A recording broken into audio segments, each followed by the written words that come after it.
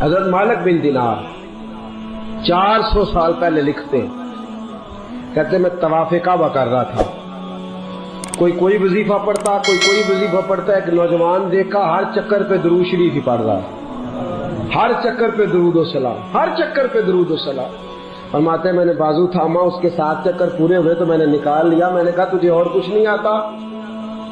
کہتے ہیں کہنے لگا الحمدللہ، الحمد سے لے کر بناس تک سارا قرآن یاد ہے، تو پوچھ کیا پوچھنا چاہتا ہے؟ تو میں نے کہا تو ہر چکر پہ درود کیوں پڑھتا ہے؟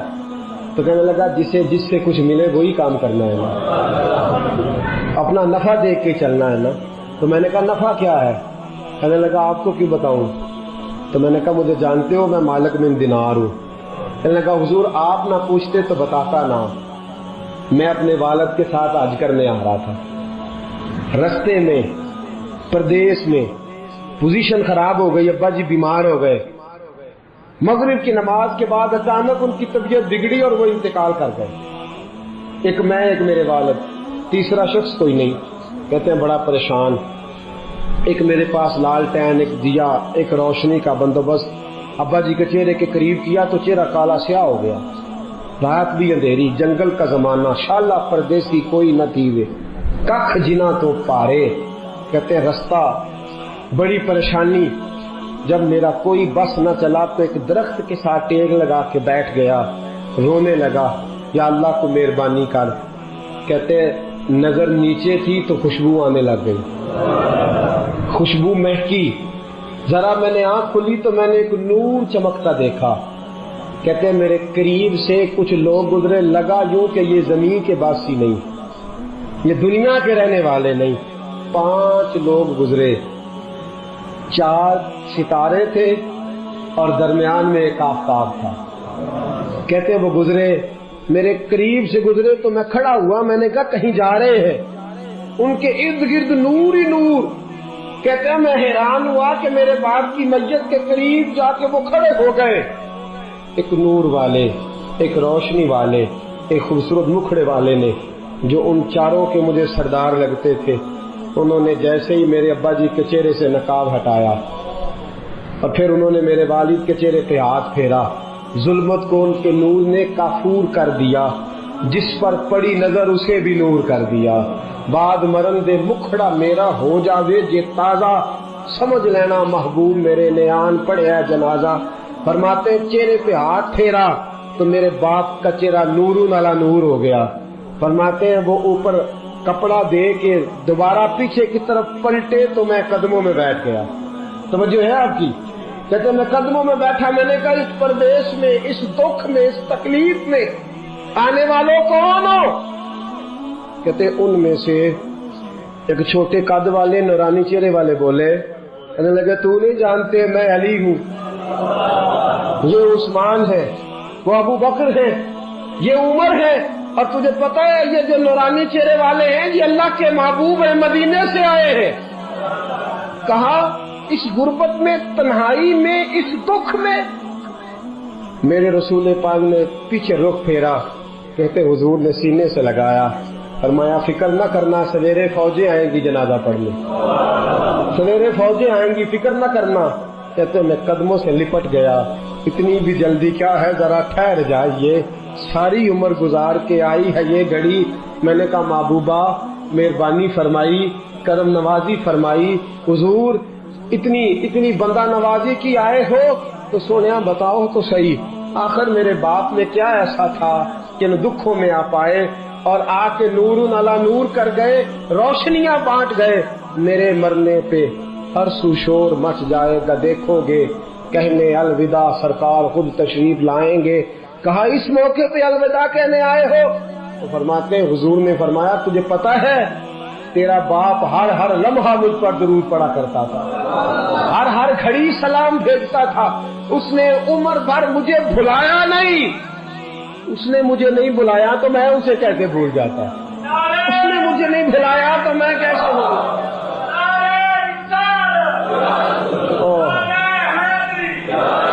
وہ شخص کہنے لگا بس صبح میں نے دیکھا کہ فوجوں کی فوجیں آئیں، فوجوں کی فوجیں آئیں، میرے والد کا جنازہ اٹھا تو خوشبوئیں پھیل گئیں، حضرت مالک بن دینار سے کہنے لگا کچھ تو سن سن کے پڑھتے ہیں، میں تجربہ کر کے درود پڑھ رہا ہوں، میں تجربے کے ساتھ پڑھ رہا ہوں اور میری نفس نفس درود پڑھتی ہے، میرا ایک ایک سانس درود پڑھتا ہے، میری زندگی درود پڑھتی ہے۔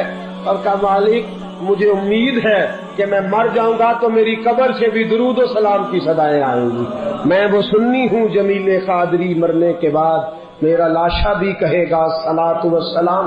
نبی کریم پر درود پڑھنا، یہ جو ہماری محفل ہوتی ہیں، مجالس ہوتی ہیں، یہ ساری محبت کو عروج دینے کے لیے ہوتی ہیں، یہ ساری چیزیں توانائی پیدا کرنے کے لیے ہوتی ہیں، روحانی قوت پیدا ہوتی ہے۔ محبت جو ہوتی ہے نا، محبت، میرے نبی پاک علیہ السلام نے فرمایا جو مجھ پر ایک بار درود پڑے گا اللہ 10 رحمتیں نازل فرمائے گا۔ خوشی ہوئی ہے نا آپ کو؟ اللہ تعالیٰ آپ کو خوش رکھے، آمین کہنا۔ اللہ کرے آپ چمک جایا کریں ایسی باتوں سے۔ جو موضوع میں نے چھیڑا ہے نا، اس موضوع میں تو کھل جاتا ہے بندہ۔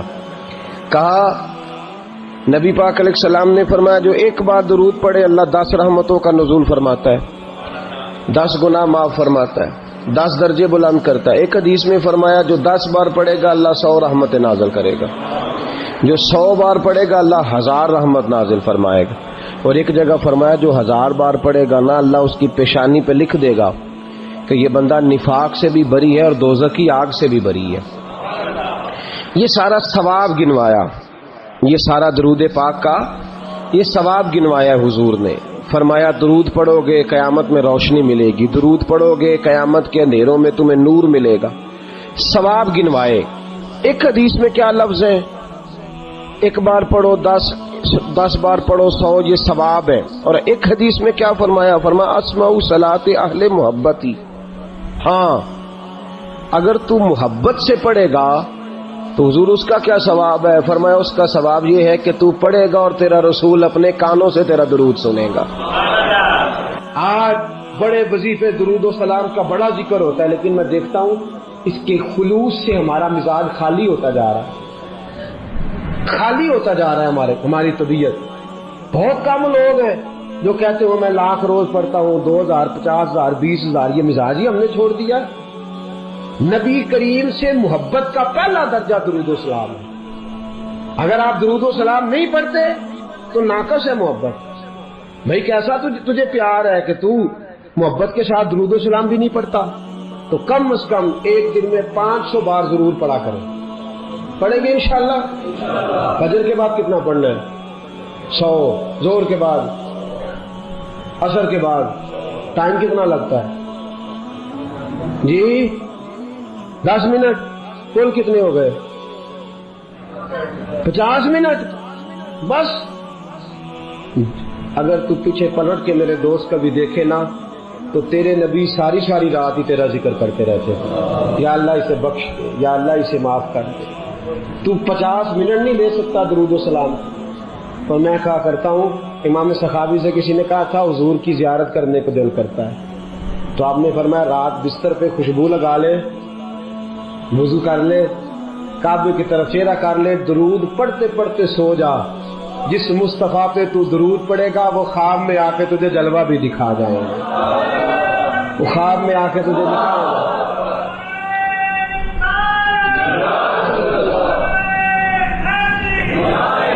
علامہ اسماعیل حقی نے تفسیر روح البیان میں لکھا ہے قیامت کا دن گہپا گہپی کا عالم نفسا نفسی پکارا جا رہا ہے، اعمال کھلنے لگ گئے۔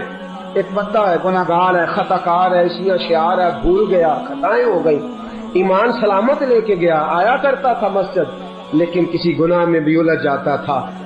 ہوا یہ کہ معاملہ اتنا بگڑا کہ گناہ زیادہ ہو گئے، نیکیاں کم پڑ گئیں، اعمال کھلنے لگے تو یہ کانپنے لگا۔ نتیجہ یہ نکلا کہ تو فیل ہو گیا ہے۔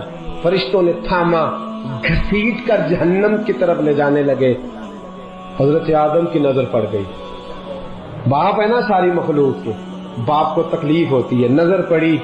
حضرت آدم علیہ السلام اس کی طرف نہیں گئے، دوڑے واپس آئے، کہنے لگے یا محمد صلی اللہ، ہر نظر کانپ اٹھے گی محشر کے دن خوف سے، ہر کلیجہ دہل جائے گا، اوڑھ کر کالی کملی وہ آ جائیں گے، سارے محشر کا نقشہ بدل جائے گا۔ کہا یا محمد صلی اللہ، حضور نے کہا اے کل انسانیت کے بعد کیا ہوا؟ اب وہ دیکھتے ہو آپ کے غلام کو فرشتے گھسیٹ کے لے جا رہے ہیں۔ جناب آدم بھی جانتے ہیں کہ مصطفیٰ کو کہہ دیا تو حضور دوڑیں گے۔ حضرت علامہ اسماعیل حقی نے لکھا ہے کہ نبی کریم بھاگتے ہوئے تشریف لے جائیں گے، فرشتوں سے پوچھیں گے کہاں لے جا رہے ہیں؟ دوستو توجہ کرنا ذرا میری بات پہ۔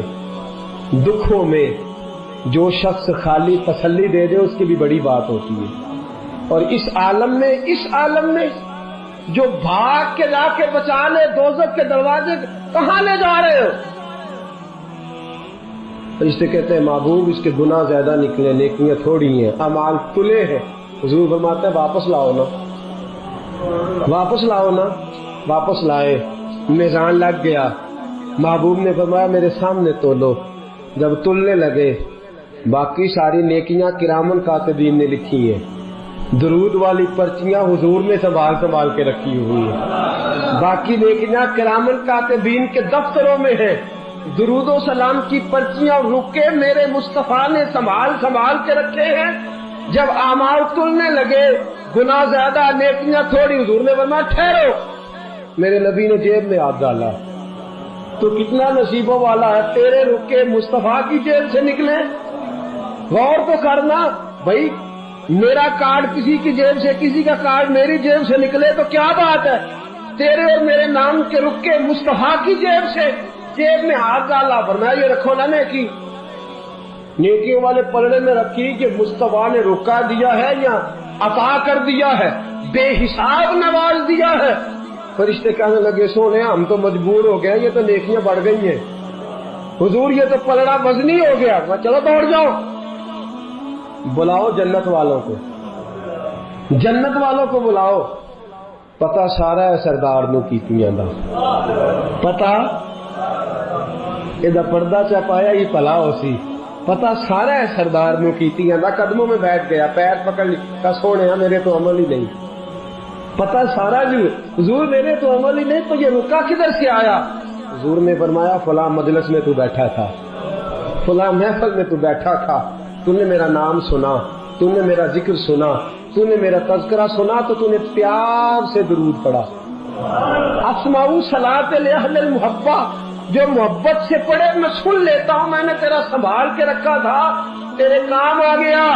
دوستو دنیا کی مہمات میں تو بندہ بچ ہی جاتا ہے، پھنسے گا قیامت کے دن، اور بچے گا درود پڑھنے والا، حضور پر سلام پڑھنے والا، جس کی عادی ہوگی زبان درود و سلام کی۔ امام شافعی انتقال کر گئے، شاگرد نے خواب دیکھی، کہا حضرت جی کیا بنا؟ کہنے لگے خدا نے مجھے سجا سوار کے جنت میں بھیجا۔ کس طرح سجا؟ کہا حضور بھیجنا تو تھا، آپ محدث سے بہت بڑے فقہ کے امام سے، کیا بات تھی؟ کہنے لگے اس لیے نہیں، بات کوئی اور ہے۔ کہا حضور کیا؟ فرمانے لگے ایک دن میں کچھ کام کر رہا تھا، کوئی حدیث لکھ رہا تھا، باقی تو میں نے جلدی لکھ لیا، اور جب آیا نا نبی پاک کا نام مبارک، تو امام شافعی کہتے ہیں میں نے جتنی میری صلاحیت تھی میں نے پیار سے لکھا، پھر آگے میں نے پیار سے درود لکھا، میں نے قلم کو روکا، اتنا وقت پورے صفحے پہ نہیں لگا جتنا وہ حضور کے نام اور درود پہ لکھا۔ کہتے ہیں بس میں نے پیار سے لکھا تھا، پیارے رب کو پیارا لگ گیا، میں مرا، آنکھ کھلی، رب کریم نے فرمایا اس کو سجاؤ، جنت کا لباس پہلے پہناؤ، اس کے سر پہ امامہ رکھو، خوشبو لگاؤ، جنت میں لے جاؤ۔ یا اللہ یہ ساری نعمتیں، فرمایا دنیا میں تو مصطفیٰ کا درود سجاتا رہا ہے، تو حضور کا درود سجاتا رہا ہے، میں نے آج تجھے سجانے کا فیصلہ کر لیا ہے۔ مناظرے سب سے زیادہ درود و سلام پہ ہوتے ہیں اور ہم کرتے ہیں، لیکن میں اکثر ساتھیوں سے کہتا ہوں اسی ان سے مناظرے ہی کرنے ہیں، عمل۔ اگر میں کبھی اپنے اجتماع سے پوچھ لوں نا اہل سنت والوں سے کہ تسی آندے ہو جی اسی تے درود والے ہیں تے پڑھ دے کنا ہو، کوئی نہیں۔ یاد رکھو بحثوں سے انقلاب نہیں آتا، عمل سے آتا ہے۔ آپ کا کوئی درود پڑھنا دیکھے گا تو مجھے، آپ لڑائی کر کے درود پڑھوانا چاہتے ہیں، کوئی نہیں پڑھتا۔ اگر آپ کا درود پڑھنا کوئی پیار سے، خلوص سے، محبت سے، ناراض تو نہیں ہو جائیں گے؟ ایک بات کر دوں جی، اپنے خلاف کر لگا کر دوں. ایک شخص میرے پاس آ گئے، کہنے لگے جی ہماری گلی میں نا سویرے اٹھ کے ایک بندہ ہے، وہ کہتا ہے 111 بار اسپیکر میں درود پڑھنا ہے تہجد کے وقت، پڑھنا چاہیے اسے؟ میں نے کہا نہیں پڑھنا چاہیے،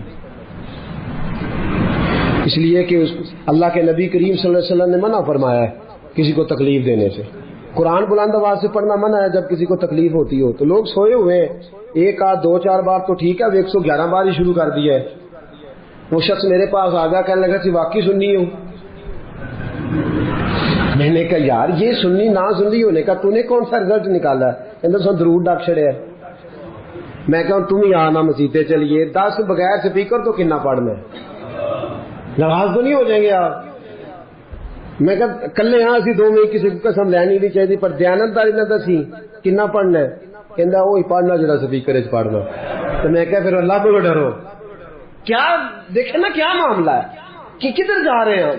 بھائی میرے آج سپیکر آئے تو میں کہا جھوم کے پڑھو، تو سارے پڑھو، تو اچھی پڑھو، تو بھگ تک پڑھو، اور اپنی باری آئے تو. اب میں ایک حوالہ دے دوں، بات ختم کروں. نبی کریم کی خدمت میں عرض کیا گیا یا رسول اللہ یہ بندہ لمبی نماز پڑھاتا ہے. حضور نے بلایا، فرمایا کیوں لمبی پڑھاتا ہے؟ کہا حضور مجھے مزہ آتا ہے. فرمایا لمبی پڑھنی ہو تو اکیلے پڑھنا، لوگوں کو پڑھا تو مختصر پڑھا، بچے بھی ہوتے ہیں، بوڑھے بھی ہوتے ہیں، بیمار بھی ہوتے ہیں. ہم لوگوں نے جو طریقہ درود و سلام، السلام علیک ایھا النبی والصلاۃ والسلام علیک یا رسول صلی اللہ علیہ، جو آپ کا دل کرتا پڑھے، لیکن کو دکھا کے پڑھنا، بتلا کے پڑھنا، کسی شخص کو چڑھا کے پڑھنا ضروری ہے؟ درود تو ہم جب پڑھتے ہیں تو پتہ کسے دکھا کے پڑھتے؟ مدینے والے محبوب کو، رسول پاک کو دکھا کے پڑھو، حضور کو سنا کے پڑھو، نبی پاک کی طرف توجہ کر کے پڑھو. اختلاف درود پہ تو لڑائی نہیں نہ ہونی چاہیے، یہاں تو نہیں نہ ہونی چاہیے. تو ساتھیو درود و سلام جم کے پڑھیں، اتنا پڑھیں. 3 فائدے ہیں درود پڑھنے کے جو میرے حضرت صاحب نے مجھے بتائے، میں آپ کو بتا دیتا ہوں، بات ختم کرتا ہوں. یاد رکھیں گے آپ انشاءاللہ؟ کتنے فائدے؟ میرے حضرت فرماتے ہیں درود و سلام پڑھنے والے کی زبان میٹھی ہو جاتی ہے. کک سوادنی مشری اندر کھنڈا می چک ڈٹیاں، اینا ساریاں گلاں نالوں گلاں سجن دیاں میٹھیاں. درود پڑھنے والے کی زبان فرماتے ہیں دل نرم ہو جاتا ہے. یہ میرے صاحب نے مجھے بتایا، دل اور روح پاک ہو جاتی ہے. یہ رسول اللہ کا کرم ہے کہ اللہ نے ہمیں ان کی امت میں پیدا فرمایا ہے. یہ کرم ہے، نبی پاک کا صدقہ ہے. تو حضور کے احسانات تقاضا کرتے ہیں کہ نبی پاک صلی اللہ علیہ وسلم پر زیادہ سے زیادہ درود و سلام پڑھا جائے. پھر درود و سلام اللہ کی رضا بھی ہے. اللہ چاہتا ہے کہ میرے بندے میرے نبی پر درود پڑھے. درود و سلام نبی پاک صلی اللہ تعالی علیہ وآلہ وسلم پر اللہ کی رضا بھی ہے، اور خود نبی پاک کی بھی رضا ہے کہ لوگ ان پر درود پڑھیں. یہ جو سورہ احزاب کی آیت ہے نا، ان اللہ و ملائکتہ یصلون علی النبی، یہ اس کا شان نزول ذرا دیکھیے گا کیا ہے. پہلے تو لوگ مقابلہ کرتے رہے حضور علیہ السلام کے ساتھ، فکری مقابلہ جاری رہا. فکری وہ کہتے تھے نہیں ایک خدا کیسے نظام چلا سکتا ہے، معاذ اللہ ممکن ہی نہیں، زیادہ لوگوں کی ضرورت ہے، بت یہ وہ باتیں ہوتی تھی. پھر جب فکری اور علمی جگہ پہ ناکام ہو گئے تو پھر انہوں نے تلوار کی جنگ لڑنی شروع کر دی. بدر میں تلواریں لے کے آ گئے، احد میں تلواریں لے کے آ گئے. جب وہاں بھی ناکام ہوئے تو شخصی اعتراض، جب کوئی بندہ کسی شخص کی قوت کا، طاقت کا، علم کا جواب نہیں نہ دے سکتا، پھر وہ شخصی اعتراض کرتا ہے کہ انجدہ ہے تو بندہ ہی نہیں ٹھیک. اب یہ کیا ہے؟ شخصی اعتراض وہ لوگ کرتے ہیں جو بڑے نچلے طبقے کے لوگ ہوتے ہیں، چھوٹے ذہن کے لوگ. کسی کی ذات پر اعتراض کرنا، اس کی شخصیت کو مورد الزام ٹھہرانا، یہ چھوٹے لوگوں کی بات ہے. چھوٹے لوگوں جب کسی شخص کو آپ چھوٹی بات کرتے دیکھیں نا تو سمجھے خود ہی بڑا چھوٹا ہے. جو بڑی بات کرنے والا ہوتا ہے وہ بندہ بڑا ہوتا ہے. کفار مکہ نے کیا کیا؟ شخصی اعتراض شروع کر دیے، نبی پاک پہ معاذ اللہ استغفر اللہ الزام لگانے شروع کر دیے۔ اب میں ان الزامات کی طرف نہیں جاتا، وہ درد کا ایک معاملہ ہے، وہاں اگر بات چھڑی جائے تو بڑی تکلیف دہ مسئلہ ہے۔ ایک بات صرف کرتا ہوں، ایک سب سے بڑا الزام یہ لگاتے تھے کہ حضور کی تو اولاد ہی کوئی نہیں، معاذ اللہ استغفر اللہ۔ پھر ایک بہت بڑا الزام یہ لگاتے تھے کہ انہوں نے 11 نکاح کیے ہیں، صرف 2 بیویوں سے اولاد ہوئی ہے، باقی جگہ پہ تو معاملہ ہی کوئی نہیں۔